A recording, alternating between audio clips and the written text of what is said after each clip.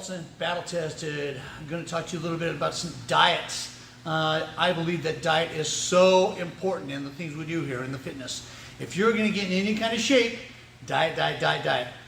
Honestly, if you want abs, if you really want abs, stop doing those thousands of sit-ups and fucking get your diet in check. The muscles there, you can't see them below those layers of fat.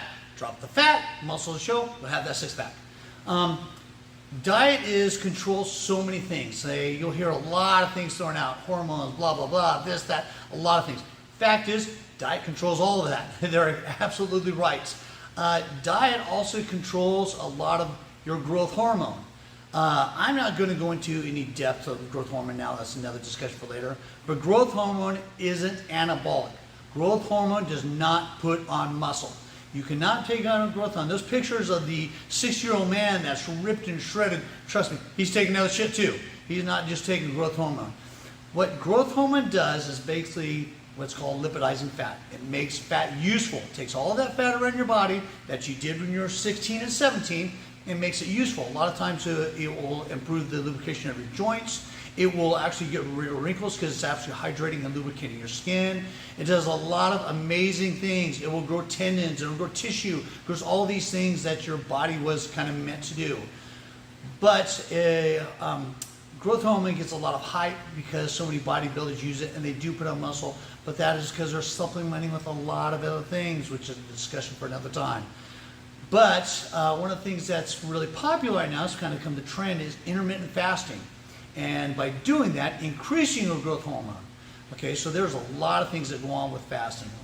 Fasting times, especially if you do a long-term fast, say a week, you bring in new cells. You do there's a lot of benefits. Again, I'm not going to go into it all. And I'm going to skip a lot of the science because it's more scientific than I have studied, than more scientific than I researched. So I'm going to stick with what I know and talk to you about what I know and how helpful it is. Right now, you'll hear a lot of numbers thrown out. If intermittent fasting will increase your growth hormone 5,000%, crazy numbers, and the whole thing, the longer you fast, the more it does, blah, blah, blah, blah. If that was the case, I'm going to fast a year, have all this growth hormone, and be massive, have everything I want. It doesn't happen like that. I don't really trust all those numbers. Right now, it's just like a lot of hype.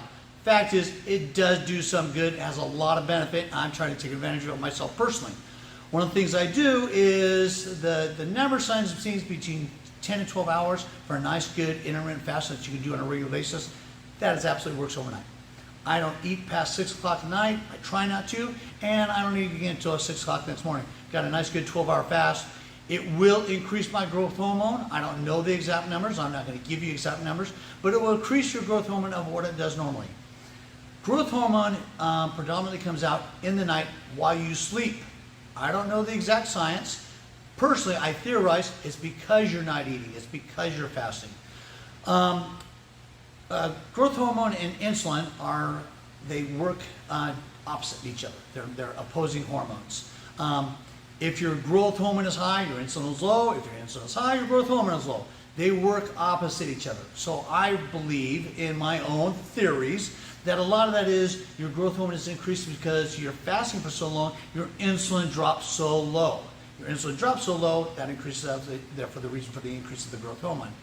It does have something to do with sleep, which is the benefit. If you're sleeping and fasting overnight and you're in a intermittent fast, you get the benefit of that. Growth hormone you'll have an improvement in your joint flexibility, it'll remove some fat, you'll have some fat loss. A lot of the good things happen. It's real simple to do. If you get your 4, 5, 6 meals in a certain amount of time between, as I said, in that 12 hours that you're awake and getting all the nutrients you need and then take advantage of that overnight fasting, you get a lot of benefits. It goes a long way. I personally do it. I feel like strongly that has helped me with my recuperation and my comeback right now. That's what's helped me lose weight. Of course, my diet's a little bit shit right now while I'm dealing with the personal things. Off topic, but one of the things we're doing right now, trying to stay healthy as we're going through the stress of all this stuff, is when you're tired, you sleep. When you're hungry, eat. I have been craving a lot of sugars. I'm kind of just responding to my body, let my body doing what it's wanting to do. And so it's kind of shit, but I'm more concerned about my health as opposed to just being in shape. So, like I said, try the intermittent fast for a while, see if it works for you. If you Like I said, what I try to base my end of night around is when I'm going to eat first thing in the morning.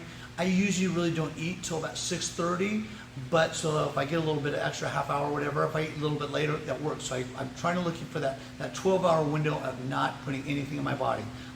Liquids and everything, but just no nutrients, nothing that my body's going to have to work on, nothing that is going to increase my insulin. All right, David Balson, Battle Tested.